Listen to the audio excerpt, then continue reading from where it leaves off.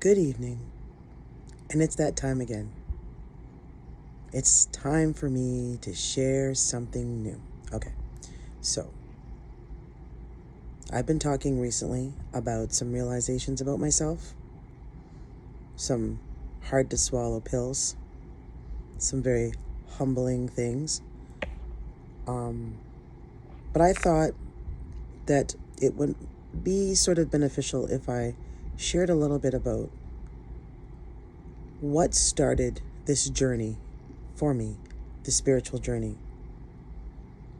So I wanted to start by sort of going back a little bit and having a look at, briefly, kind of how I got to where I am today.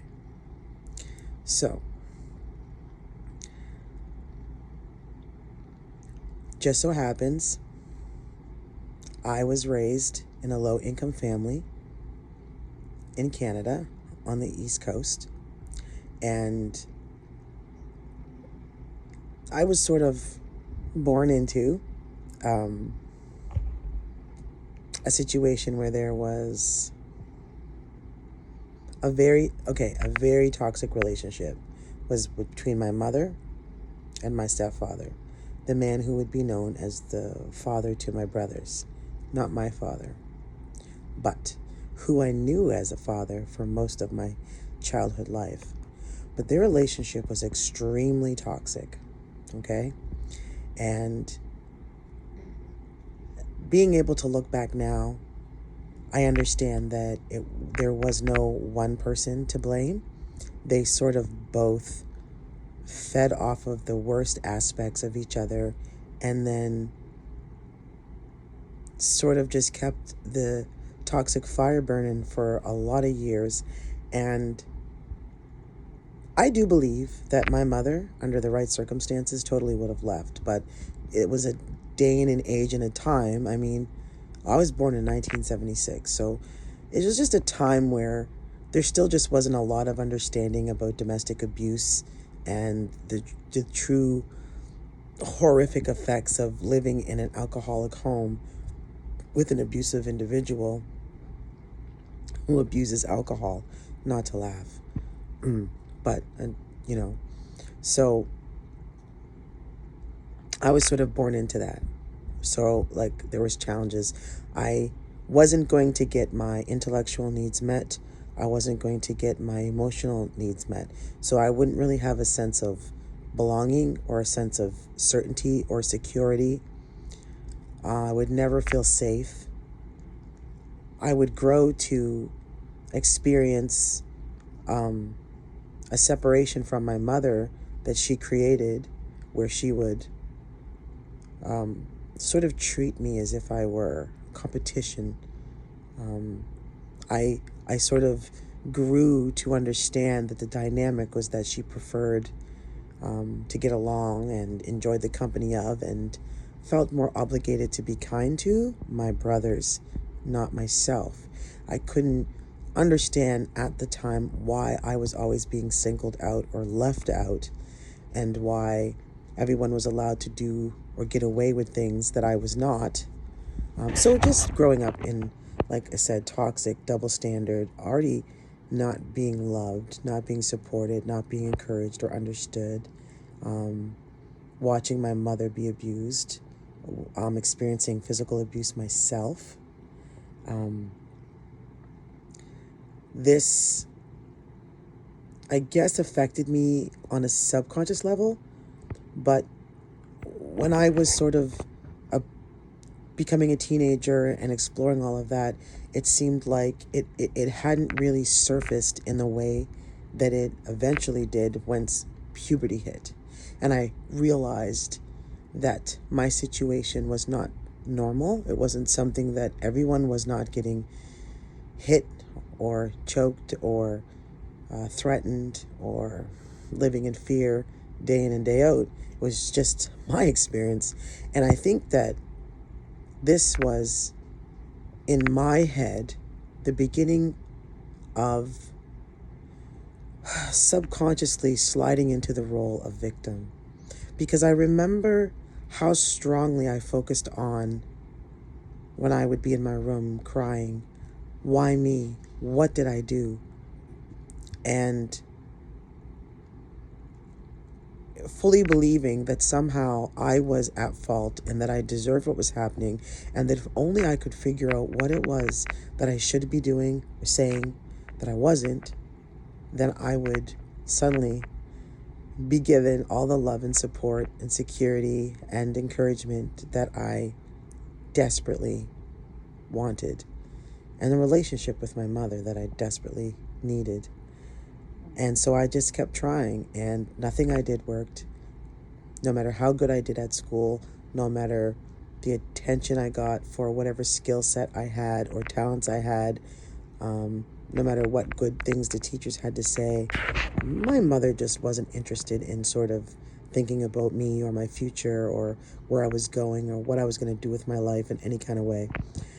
And so without meaning to, she like actively sabotaged a lot of opportunities for me. And I was being abused right up until I was 19 years old. And by this time, I had already developed a severe case of depression, suicidal tendencies, and it just wasn't really good. I didn't feel like I belonged here. I didn't feel loved or wanted.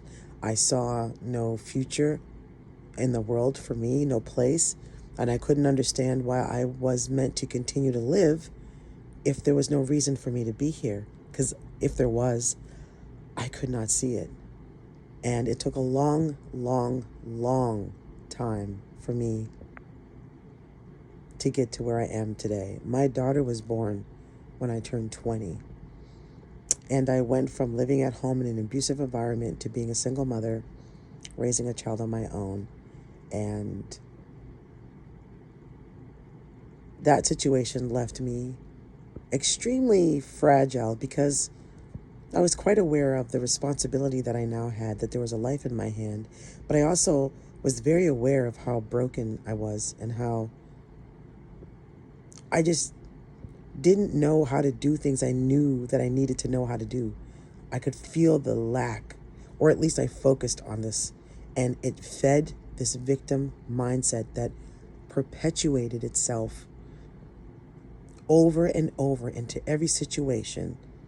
Every time I would try to make friends, or every time that I would try to move out of this state, I would end up finding myself in situations where it sort of validated this belief that I already had. I didn't understand that I was sort of attracting these things to myself because of my vibrations. But it just got to the point where I just got tired of continuously trying to find meaningful relationships in this world with people. I stopped trying to be understood. I stopped efforting.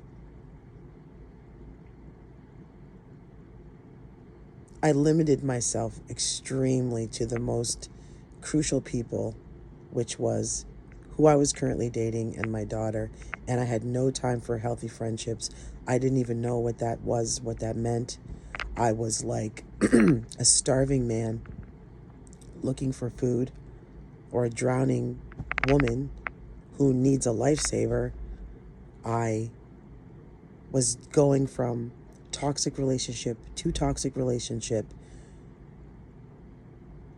validating my belief of victimhood by being with people that were unable to express love, kindness, respect, or self-love, and I was expecting to get it, and just not seeing that I was bringing people into my life that were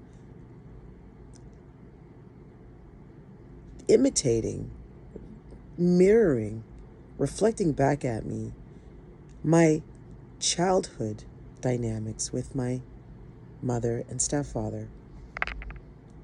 I am here today after several, as I said, toxic relationships, finding myself locked in the house with agoraphobia and then I meet this man, and, for the first time, my world is opened up, and it's like he's a dream come true. And it's like, even though I was afraid to trust and open up, he seemed very vulnerable. He seemed very open and very easy to get along with. And I was drawn to somebody that appreciated my company as well as, I could appreciate theirs.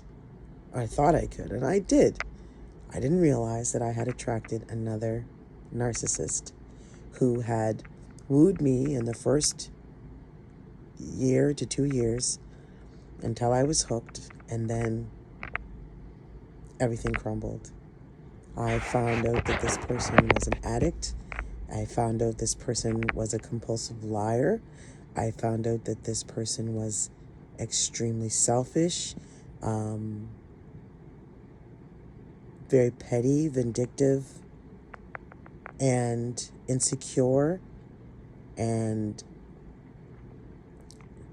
these things revealed themselves over time, but I didn't understand or see them, or I wasn't ready to see them for what they were.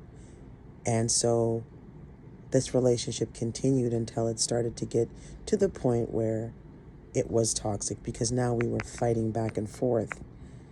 And I should have let go, and I should have moved on. But I felt like there's a reason why I'm not ready yet, even though I would be so frustrated that I literally thought I was done. I wasn't done, because the learning was still to be had. I needed to be pushed against a wall, metaphorically speaking, so that I had nowhere to go, no outlet, no hiding place, and I had to face something about myself. And I began to realize that every time that we went through a massive challenge, I grew. I grew to understand myself, the nature of myself, the nature of what I was doing wrong, how I could let go and ease my own suffering in the situation. I learned to understand a bigger picture, that you can't control your partners, and you can't try to do that, even if it's you believe it's for their own best interest. You've got to let people be, and you need to look after yourself. And he really facilitated a lot of that, but apparently not good enough and not fast enough, because lo and behold, I had to attract some more narcissists into my life. So now I have to deal with it on a daily basis.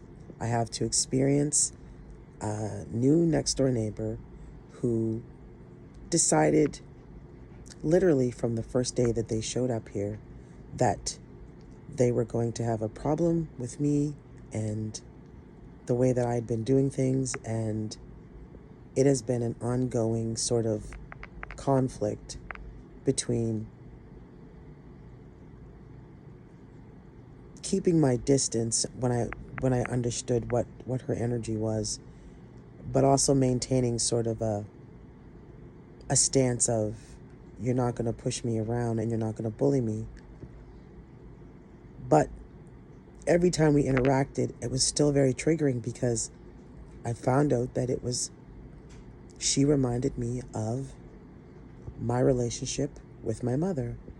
And she wouldn't realize this, but she was taking me exactly back to that little child, that little girl that was uncertain and had to listen to what this domineering, authoritative, unsatisfiable woman, what she wanted of me, what she expected, had me full of anxiety, trying to figure out how to anticipate her needs in order to earn her love.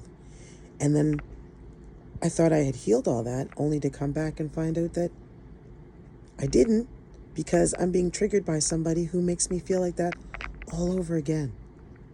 And that process has been what has been pulling me down. It's being slammed in the head, coming face to face with the part of myself that I had yet to face, that I thought I had healed, but I hadn't. And it said, in order for me to move forward in any kind of way, and to finally release the anxiety, and to finally release the agoraphobia, that I'm going to have to face this fear, the fear of worthiness, the fear of certainty, the fear of acceptance, where it's like I have to remind myself I don't need approval to exist. I don't need approval to have my garden a certain way. I don't need approval to come outside and enjoy my environment without you targeting me for whatever reason that you have in your head. I don't always claim to understand what motivates narcissists, but sometimes I do have an insight, and I know that she's extremely territorial, and she tries to come out and stake her claim whenever I'm around, and maybe even, I think, attempt to try to be friendly, but her vibe is so off-putting to me. Her selfish, manipulative, entitled ways not only repulse me, but awaken me to those very things that exist inside of my own self.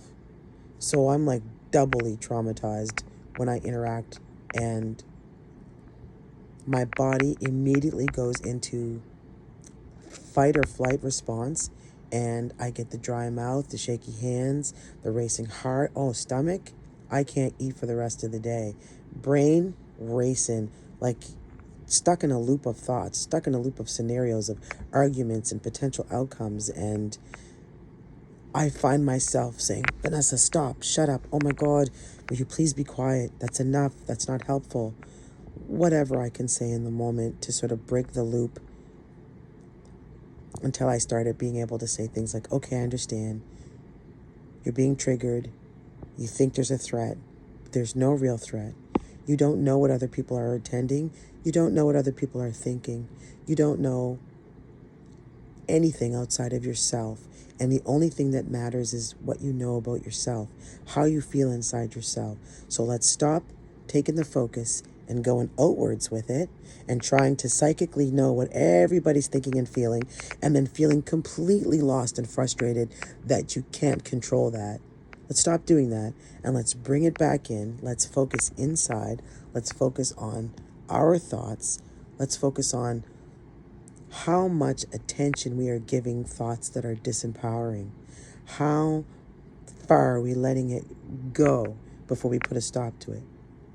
Because the sooner that I catch it, the sooner I can then plant a better feeling thought in its place. And I've been slowly learning how to respond to the trigger that doesn't even need a real life event to happen. It just needs me to think about it happening, and it might as well be happening to my brain. But instead of being afraid of these situations and circumstances when they happen, I've decided to look at it as an opportunity to practice my meditation, to practice prayer to my guardians and my higher self, to practice using different ways of looking and thinking at or about the situation. So it's been a long journey of healing, when at one point I was a victim, but now my thoughts victimize me, and this is my journey. This is what I need to be doing. This is what I have to be working on, because it matters. I'm a mother. I have a 5-year-old son. I cannot be a basket case. I can't afford to still be stuck in agoraphobia. There's things out there that I can be doing. There's still something left in me, I feel, to give to this world. And I'm hopeful and praying that it will be shown to me, and I will be guided to it the more I focus on healing and empowering myself. The goal from here that I intend to do is specifically talk about some thoughts that I've had, some insights, some research that I've been doing that has helped me to shift my perspective when dealing with narcissists and finding myself in situations with them. So the next video that I bring is going to be discussing these things, because just knowing that you are a part of the all, that knowing you are a spiritual being having a material physical experience, knowing that there is no true separation and that all is unity and unity is love, is the pinnacle that grounds me. But you need a practical advice when you're trying to apply it to this material experience. And that's part of what we came here to do. It's not just to reawaken to our spiritual self and remember where we came from and what we came here to be and do, but it's also to use this world with the tools that are available to achieve these things, in spite of and because of the challenges that are presented because of free will that we all have when we come here, when we are incarnated in this life. So I'm going to share in the next video some practical advice about how I used my knowledge of narcissistic behavior to help me overcome my anxiety attacks and my panic attacks, and to help get me back out of the house and confident to leave and go and do things. So, thank you so much for the time that we have spent. I hope that I have been, if not somewhat entertaining, informative, helpful, whatever. For those that have left comments and shared, thank you so much. I appreciate your input, your feedback. I apologize if I'm not leaving any comments, because I am, as I said, definitely dealing with a lot in the material world and find it quite challenging to find time to properly set aside time to make these videos, which I do enjoy doing, and I hope that I get to keep on doing it for a while, because it really helps me to reflect, and then I hope in some way I can help somebody else. So thank you again for your time, and until next time, my fellow seekers, be good to others, love yourself, and take care.